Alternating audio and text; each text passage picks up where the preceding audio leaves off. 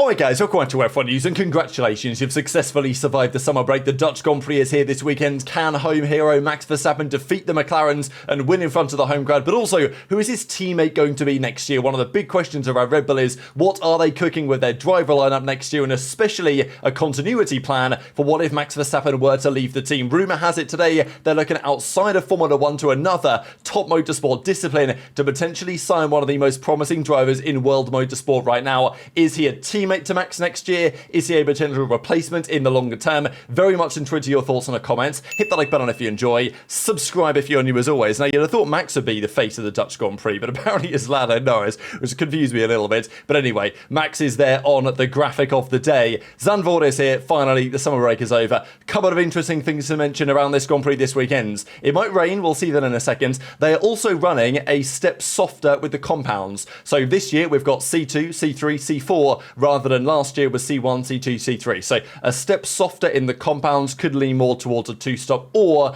that might not be so relevant because it might just rain. And, well, usually we look at this at the end of the video, but I'll keep you guys updated over time. There is a solid chance of rain basically all weekend. If we look at a slightly more in-depth graphic here, this is, well, for what I think is, well, actually you can see Saturday, Sunday and everything like that. On Sunday, we're looking at a 95% chance, prediction, precipitation, probability percentage, and then the number of millimeters right about here. So, yeah, it's going to rain this weekend at some point. It does say that the predictability for these dates is like 40, 35% accurate, right? So of course things could change, but based on what we're seeing here, it's pretty likely that at least at some point this weekend, rain is a factor. That could be good for Max or bad for Max, I suppose. Obviously it's right on the coast there in Zandvoort in the Netherlands, and the McLaren is not only a rocket ship around this particular circuit, and we expect that to continue, but also in the rain seems to only get even better. So I would be very surprised if it's not another McLaren 1-2 this weekend, but who knows? Maybe there are more external circumstances that change the tides of the battle. We saw the two McLarens collide back in Canada, but only, well, one of them finished the Grand Prix, one did not. And since then, who knows if there will be more flashpoints between these two drivers to come. 10 rounds until the end of the season. Piastri is, obviously, he's relaxed over the summer break, and now he's got to lock in for the second half of the year. We'll see how Lando delivers, because, of course, famously, he won here in the Netherlands last year at Zandvoort. And then he came on the radio and said simply lovely, which of course was pretty controversial at the time, and maybe we'll be reminded of that to some degree this weekend. Does Max have a chance with the strength of that Red Bull, given recent evidence and given the expectations of that car around Zandvoort this time around? Probably not, but it's Max in Zandvoort, so you can't necessarily rule him out. He's won 3 times around there before. That's not far off the all-time record. So Piastri will look to do so and obviously reclaim his... He's still leading the championship, but at least put one hand on the trophy, as it were, because over the last few rounds, Lando has clawed a few points back, and the championship, as we know now, is incredibly competitive at the top of the field. But Max, unfortunately for the Dutch fans that would like to have been there for what's going to be, we think, the penultimate ever Dutch Grand Prix potentially at Zandvoort. They race this year, they race next year, but after that it could be all over for them. I mean, they've confirmed they're not going to renew that contract going forwards. The Dutch fans, I'm sure, would have liked to feel that Max was still in the fight for this year's championship for the Dutch Grand Prix, but that doesn't quite seem to be the case right now. Few interesting things on the 2026 regs. There's been loads of updates on this over the last few days. The FIA are like, look, the drivers are going to cry about it, but it is what it is, and they're crying about quite a few things because the cars are radically different this upcoming year to how they have been over the last few years. And the FIA say, look, Albon and other drivers who are complaining, they've not driven the final rules yet, so by definition they're not done yet, which is fair enough. But also the teams are sitting there thinking, hang on a second, we've been working on these cars now since the start of the year basically, and you're telling us that you're still making changes to the car, and what the drivers are experiencing in the sim isn't what it's actually going to be like. So yeah, it's putting some problems in place, but also it could be for the best. The FIA say they don't want it to be a chess game when it comes to, let's say, managing the machines. It does seem that the FIA want the drivers to have more control over their machine, as in, it's not just a monkey behind, not just a monkey in the cockpit, as was famously said before, but the idea is, okay, you've got manual override mode when it comes to energy deployment. We've talked about this over the last few days. There's so much energy in the batteries that needs to be recuperated from the braking and from other factors, but also needs to be deployed intelligently. And there will be limits on how you can deploy that energy, so you can't just drop it all at the start of the straight. But there will be a manual override mode, which does allow you to deploy more than you would typically be allowed to. It's going to end up being probably kind of similar to push to pass in IndyCar, and IndyCar's a relevant discussion, as we'll see in the coming minutes. So the manual override mode, several other variables. We don't want to overburden the driver with something. There has to be a degree of freedom to make sure that he can attack, defend, and have some stuff under his control. There will for sure be some part of it managed transparently to him, so he doesn't have to think about it when cornering, for example. So they want to make it so the driver has more control of how they use the energy deployment, but not to such an extent that it's a chess game, right? And they have to be thinking all the time when they're trying to drive the car around a corner. So it's very interesting. Damasis says, I think the smart drivers already prevail. The difference in performance we see nowadays in F1 includes a percentage of that, but that's not only now. The mental bandwidth of drivers has been a factor for the last 20 years. So, pretty interesting stuff, I thought. But they want to ensure that the main skill is still braking at the right point, going fast around a corner, finding the limits, selecting the right lines and all that stuff. It shouldn't be entirely about how you're managing your energy deployments, but it will be a chief part of these upcoming regs. Let's talk about the driver market, though, because that's been the big drama of the day. Perez and Bottas, we know they're getting, well, we think we know anyway, they're getting contracts with Cadillac. Because everyone has reported this, rumour has it they're not going to delay the announcement. The rumour was they were going to announce Perez at the Italian Grand Prix and Bottas at some point, maybe the same time or somewhere further down the line. But rumour has it they're just going to announce them before the Dutch Grand Prix. So we'll see if this actually does happen, whether I'm not sure it will, but we'll see, because everyone seems to be saying that, well, Perez and Bottas are going to be the new drivers, and presumably there will be questions this weekend put to the drivers, even if Perez and Bottas aren't there, to be like, what do you think about that lineup? Is it any good or whatever? And it's like, well, if you're Cadillac and all the drivers are going to be asked questions on whether that should have been the lineup, or, I'm sure they'll be asking questions to the drivers about, would you have signed Perez and Bottas? Would you have chosen Mick Schumacher or something? You know how it'll go. So when all of those questions are being asked, Cadillac might as well just confirm it and, basically end all of the speculation. That's the rumour. We'll see. The rumour is as well, it's a multi-year deal, which is something that maybe Alpine were either unwilling to offer, or there's some other reasons maybe why this makes sense for Perez and Bottas. Whether the car's going to be any good next year, though, that is a very different question. Now, let's talk Red Bull, because the last few years have been, as always, chaotic with Red Bull. It is what it is. There was a time, we mentioned it yesterday, the Colton Herta, a promising, at least at the time, nowadays it's slightly more questionable, but promising younger American driver, pretty exciting, and he was interested in joining AlphaTauri, and AlphaTauri were interested in signing him. He didn't have the required super license points at the time, and therefore he couldn't come to Formula 1 anyway, so they went down a different route. De Vries, Ricciardo, and obviously now they've got Lawson, Hadjar. They've made plenty of moves over the last couple of years, Racing Bulls as they're now known, as we know. But in the main Red Bull team, things continue to be very interesting, because Max is far from guaranteed to stay forever. And over the last couple of weeks, we have discussed on occasion what Red Bull's plan might be if Max was to leave. The chances of Max winning next year's championship with the RB22 or whatever are pretty slim to our understanding, right? Like, the engine is going to be important. Red Bull might not nail that. They've no longer got Adrian Newey. They've kind of failed over the last 12, 18 months or so to really rectify some of the issues they have had with the most recent generation of cars.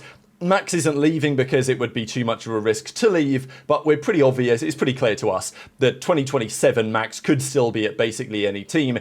There's nothing tying him to Red Bull. He has a contract, but our understanding is that Red Bull basically told him, look, please stay for next year, and if it doesn't work out, then okay, whatever. If you want to go, you will be able to find a way to go with performance clauses or whatever the case is. So Max could be out of there. Of course, they're going to want to keep him, right, for sure. And next year, it is still a big question what they do with that second seat to Max. And obviously in the longer term, what they do as well. We talked about Albon, we talked about Piastri as being potential targets. Even Russell would also make sense as well. So that's the kind of drivers that Horner was thinking about when he was in charge. Now Laura McKees is in charge. It could change the game to some degree. I think certainly for the likes of Yuki Tsunoda, definitely increases his chances.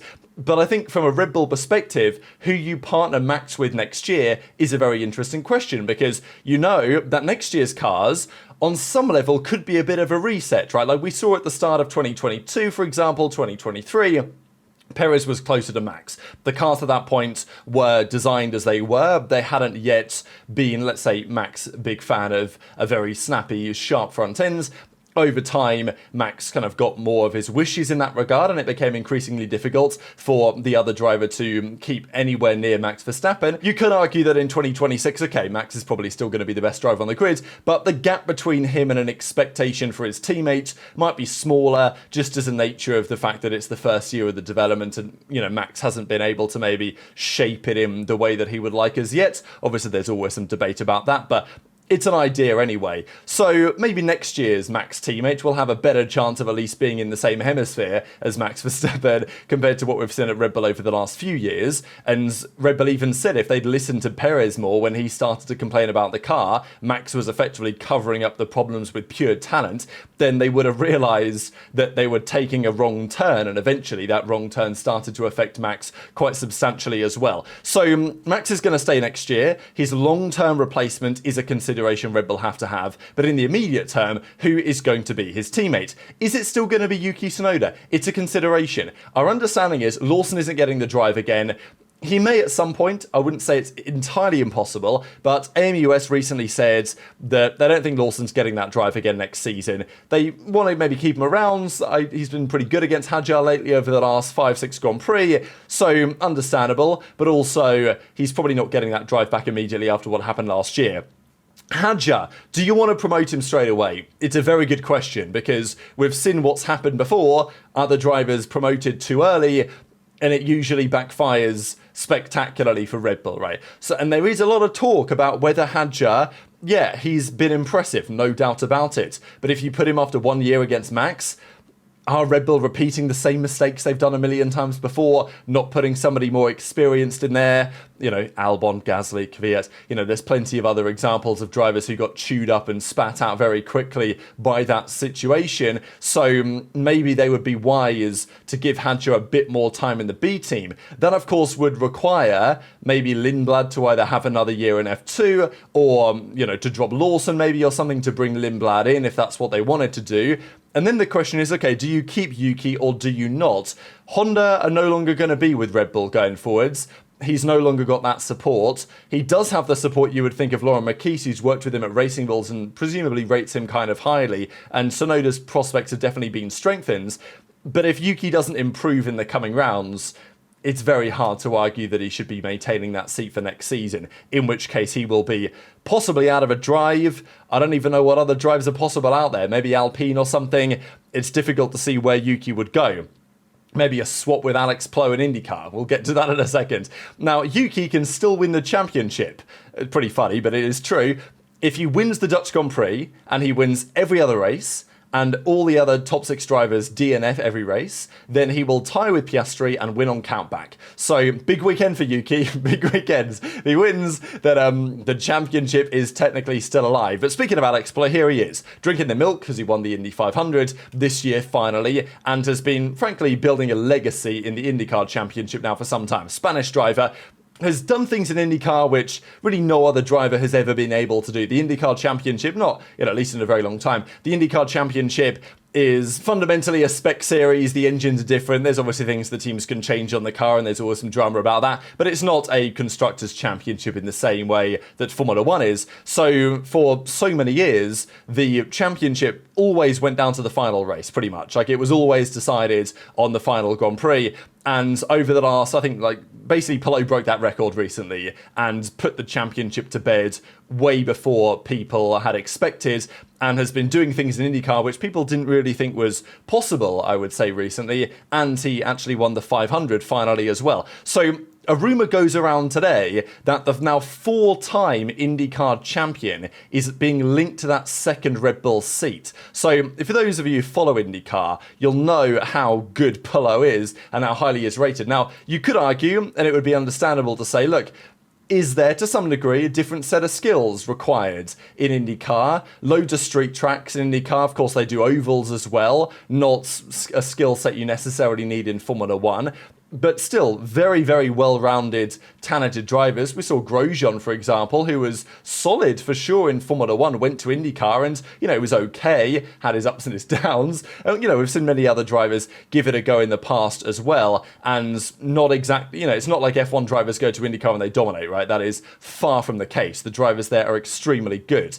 And Alex Palou's been dominating everything. So a reporter here from the Indianapolis Star come out with this article today that suggests that Palou's, he's had conversations about F1 before, and he's kind of said recently, well, if it doesn't happen, it doesn't happen. At the end of the day, every driver, yes, Palou will want to build a dynasty in IndyCar and can continue to do great things there. And it might be absolutely what goes on to happen. But every driver at least thinks about, well, what if a top F1 team came knocking, right? What would that look like? I think Palou is also historically, he's been in some drama with certain teams. He's not always done himself many favours, I think, with some of the contracts that he's signed and stuff like this in the past anyway.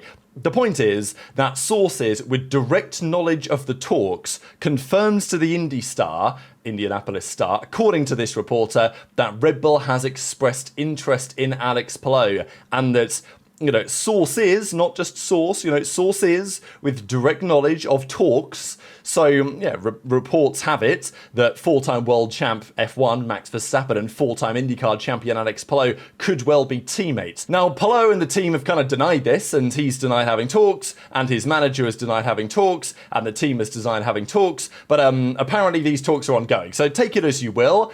I wouldn't say this is entirely implausible. This, just to quickly look at, is the championship standings right now in IndyCar. It's Alex Palou leading from Pato O'Ward, Scott Dixon, Lundgaard, Kurter, or Kirkwood, here's Herter, Marcus Armstrong, other names that you may recognise as a couple of Formula 1 names you'll find further down the list as well, such as Marcus Ericsson. But in 16 starts, Palou dominated the start of the season. He's won 8 Grand Prix, 6 pole positions, been top 10, 14 of those races, 670 points, led tons and tons of laps. Like, you're just dominating the championship in a way that we've not seen in quite some time. So it's understandable that there's going to be interest in F1 teams. And does Red Bull make some sense?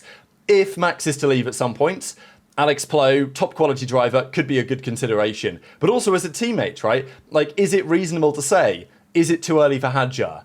Is Yuki the man? Probably not.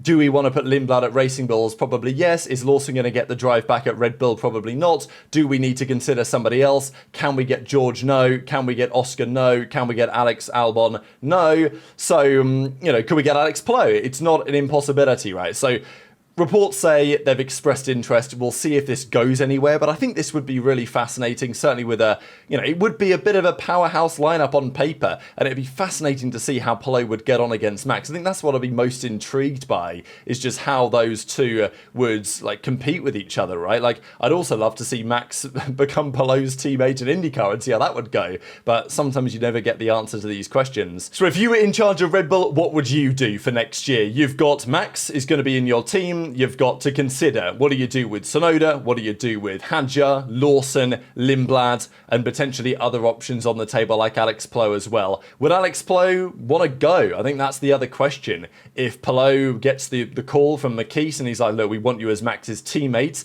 is that a compelling opportunity? Right now, no. But next year, reset of the regulations, cars are a bit lighter. Maybe there's something in that, right? And there's also kind of push to pass kind of thing, right? And Palou has lots of experience with that very similar, let's say, philosophy in IndyCar. It's going to behave in a different way, the push to pass, but fundamentally it's not a dissimilar concept. That might be something that Palou thinks, you know what, I've at least got some experience working with that kind of execution in IndyCar. Maybe I can bring that to Formula 1 and it gives me a slight advantage early on. Red Bull are still Red Bull at the end of the day with all the championships they've won, the big team that they've got, but would Palou want to interrupt what he's currently building in IndyCar, right? Like, he's had so much success, and if he stays there, will likely continue to do so. Like, he can become the IndyCar GOAT, right? Like, for sure. he's on the path to do it. So would he prefer that legacy, or would he prefer the legacy to come to F1?